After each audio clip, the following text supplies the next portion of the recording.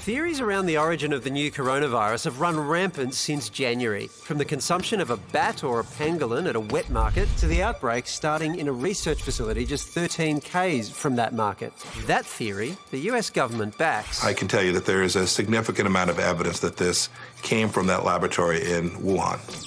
It came from China. It should have been stopped. China's a very sophisticated country, and they could have contained we have people looking at it very, very Were either strongly. unable to, or they chose not. Scientific people, intelligence people, and And we're going to have to find out what that reason put it was. all together. I think we're going to have a very good answer in that. Look, the best experts so far seem to think it was man-made. I have no reason to disbelieve that at this point. Even though the US National Intelligence Director said just days ago the virus was not man-made. That's right. I agree with that.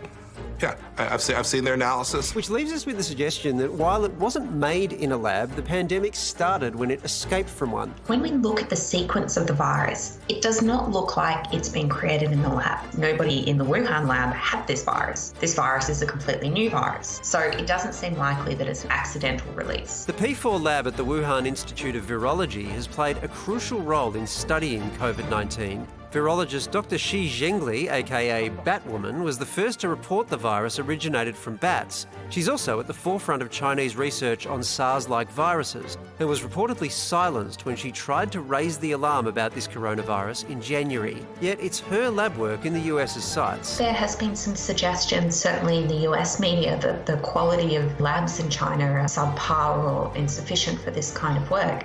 And in my experience, that's certainly not true. China has incredible labs, incredible resources, and does incredible science. So are American claims about COVID-19's origins based on evidence, or is it a convenient smokescreen for a government seen as slow to act? Well, CSIRO's Health Director, Dr. Rob Grenfell, is at the forefront of our research on COVID-19 and he joins us now. Welcome, Rob. Could this have been an accidental escape of a wild sample in the Wuhan lab? It could have, but it's extremely unlikely that that's what's happened.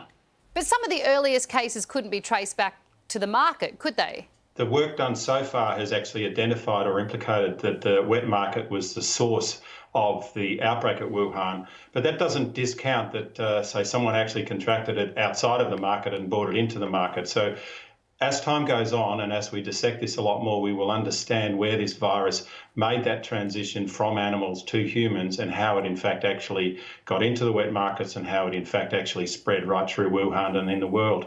You've said it's highly unlikely it came from the lab. Why is that? How hard would it be for it to get out of the lab? It's extremely unlikely for anything to actually come out because none of the air or fluids actually go out of a level 4 area. They're actually destroyed and incinerated. And in fact, even our workers that work in the level 4 laboratories are not actually in there. They're in spacesuits inside that area. And when they leave, they go through a decontamination shower which removes any sort of contamination whatsoever. And before they leave the building, they go through another decontamination process. So what do you think the actual origin of the virus might be? I mean, you must have a theory. Are you happy to share it with us? Look, a couple of weeks ago, an article was published in the Nature journal, which is the pivotal science journal in the world. And what it showed, by understanding the genetics of the virus, that this almost certainly came from bats and then went through a process where it mutated through another animal yet to be determined and then into humans. There are 4 steps that they look for a virus that may have been manipulated by humans in whether intentionally or malicious type of manner, and it failed on all of those 4 tests. So certainly from the best available evidence, this virus came from bats. So given what you're saying about the laboratory particularly, how helpful or perhaps unhelpful is it for us to be having this sort of global discussion about the possibility of this lab's involvement?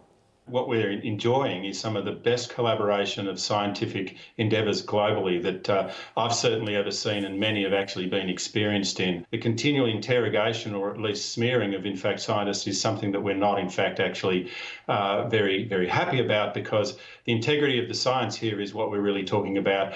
And the challenges that we face of actually solving this problem and saving as many lives as possible is what we should be focusing on. Well, let's stay positive, Rob. Today, the Science Minister said a vaccine may be here within 10 months. Now, the CSIRO are at the forefront of all of this. How realistic is that timeline? Now, what's happened to date is the work that my team's even been involved in normally takes years, and we've done it in months. We're actually halfway through preclinical studies, that is determining on our models whether it's actually safe and works. And those two candidates that we're actually trialling have already started human phase 1 trials. Now, of course, they've still got to get through, and there's lots of big ifs here. If it works, if it's safe, and if it gets through those human trials, we may have a vaccine by the end of the year. Wow. That's fantastic. But then the next challenge is getting those doses to us. Well, Rob, keep up the great work. Yeah, it's fabulous, everything you're doing, and fingers crossed. Thanks so much.